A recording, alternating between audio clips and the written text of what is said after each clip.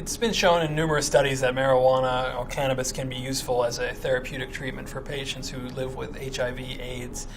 One study that they did at Columbia, they had AIDS patients in a hospital, inpatient hospital, and they found out that if they used marijuana that they got from a government source, they were able to eat more calories and gain more weight at the end of the study compared to people who were using a placebo marijuana. That's very important for people who have AIDS. They often suffer from wasting syndromes. Secondly, AIDS patients have to take medicines that upset the stomach quite a bit, highly active antiretrovirals or heart medicines.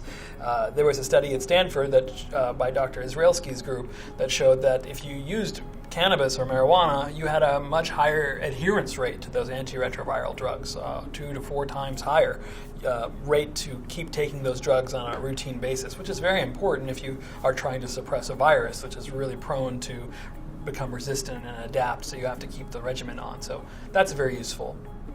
Dr. Donald Abrams in UC San Francisco has shown that AIDS patients, HIV/AIDS patients, develop this painful nerve burning sensation in their legs called HIV sensory neuropathy. It's like a burning sensation, and we don't have any good drugs to treat it.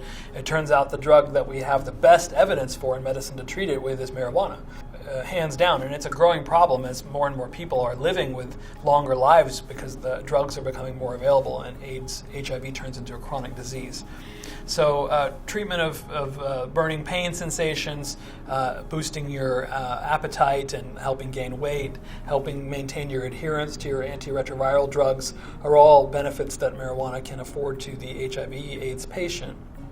And Dr. Abrams, the cancer and AIDS specialist at San Francisco, says that it also helps with their mood. Living with a terminal, in some cases, or chronic illness can be something that causes quite a bit of adjustment and depression problems, and marijuana has been shown to be helpful with boosting mood. So that's the story behind marijuana and AIDS. Without AIDS activists, medical marijuana wouldn't have really been a reality because they really pushed in California in the 1990s to help get laws passed that allowed patients with conditions like AIDS to use it for compassionate purposes. And the federal government actually stopped their program supplying marijuana to patients on a case-by-case basis when they were flooded with AIDS applications. So that's part of why we have medical marijuana today.